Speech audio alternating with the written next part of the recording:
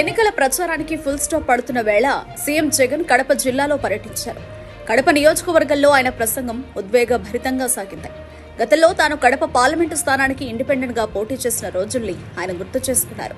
కడపలో ఇండిపెండెంట్ గా బరిలో దిగి 5,45,000 మెజారిటీ సాధించారని చెప్పారు జగన్. కడప జిల్లా రాజకీయాలు మీ అందరికీ తెలుసని చెప్పిన జగన్, కడప జిల్లాలో ఉన్న రాజకీయ చైతన్యం బహుకొద్ది జిల్లాల్లోనే ఉందంటున్నారు. నాన్నగారు చనిపోయిన తర్వాత మీ బిడ్డను ఏ రకంగా కాంగ్రెస్ పార్టీ ఇబ్బంది పెట్టిందో నాకింకా గుర్తుంది. ఆ ఇబ్బంది పెట్టే సమయంలో మీ బిడ్డ ఇదే కడప గడ్డపై నుంచి అప్పటికప్పుడు వైఎస్ఆర్ కాంగ్రెస్ పార్టీ పెట్టి ఇండిపెండెంట్ గా పోటీ చేశారు. అప్పుడు సింబల్ కూడా లేదు. కేవలం 14 రోజులే ఆ సింబల్ వచ్చినప్పుడు మీ బిడ్డకు మీరు అండగా నిలబడి 5,45,000 మెజారిటీ ఇచ్చారు అని గుర్తు చేసుకున్నారు జగన్. తాను పార్లమెంట్లో ప్రమాణ స్వీకారం చేస్తున్నప్పుడు ప్రతి తలకాయ కూడా ఎవరీ జగన్ అని చూసిందని చెప్పారు. అంతటి చైతన్యం ఉన్న కడప జిల్లా రాజకీయాలను, ప్రజల ప్రయోజనాలను, వైఎస్ఆర్ పై అభిమానం ఉన్న మన ప్రజలు నిర్ణయించాలని చెప్పారు జగన్. అయితే ప్రస్తుతం అలాంటి పరిస్థితి ఉందా అని అడిగారు.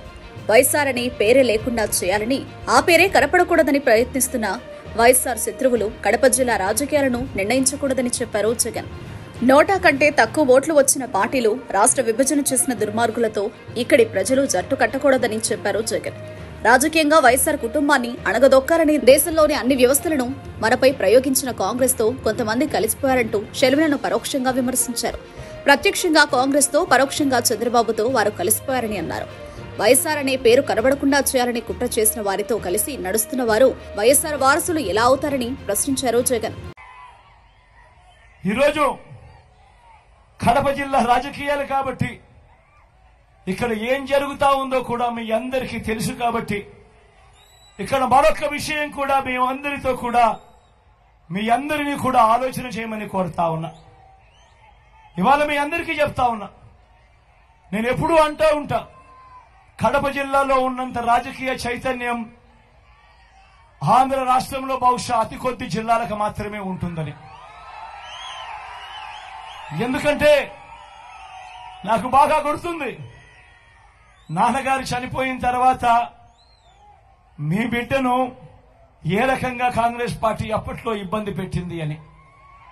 ఆ ఇబ్బంది పెట్టే సమయంలో మీ బిడ్డ ఇదే కడప గడ్డ మీద నుంచి ఇండిపెండెంట్ గా అప్పటికప్పుడే వైఎస్ఆర్ కాంగ్రెస్ పార్టీ స్థాపించి ఇండిపెండెంట్ గా సింబల్ కూడా రానప్పుడు కేవలం 14 రోజులు మాత్రమే ఆ సింబల్ మనకు వచ్చిన పరిస్థితులు ఉన్నప్పుడు ఇదే గడ్డ మీద మీ బిడ్డతో మీరు నిలబడి మీరిచ్చిన మెజారిటీ ఏకంగా 5,45,000 మెజారిటీ ఇచ్చారు.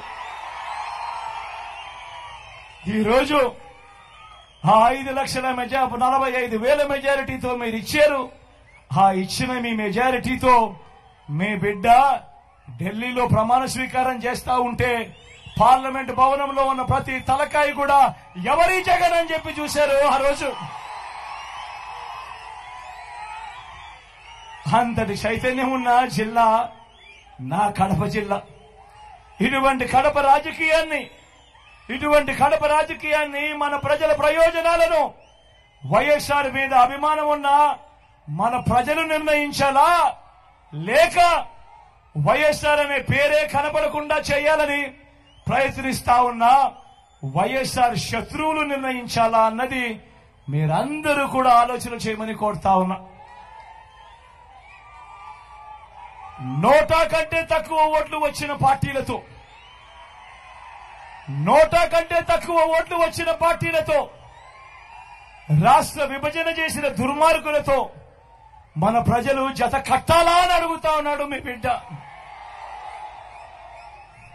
రాజకీయంగా వైఎస్ఆర్ కుటుంబాన్ని అనగదొక్కాలని దేశంలో ఉన్న అన్ని వ్యవస్థలను మన మీద ప్రయోగించి, మీ బిడ్డ మీద ప్రయోగించి వారితోనే కలిసిపోయి అదే కాంగ్రెస్, అదే టీడీపీతో కలిసిపోయి ప్రత్యక్షంగా ఒకరితోనూ, పరోక్షంగానూ ఇంకొకరితోనూ కలిసిపోయి వైఎస్ఆర్ అనే పేరే కనపడకుండా చెయ్యాలనే కుట్రలో వీళ్ళందరూ కూడా క్రియాశీలకంగా పాత్ర పోషిస్తా ఉంటే నేను అడుగుతా ఉన్నా, ఇలాంటి వాళ్ళ వైఎస్ఆర్ వారసులు అని ఒక్కసారి మీరందరూ కూడా ఆలోచన చేయమని కోరుతా ఉన్నా.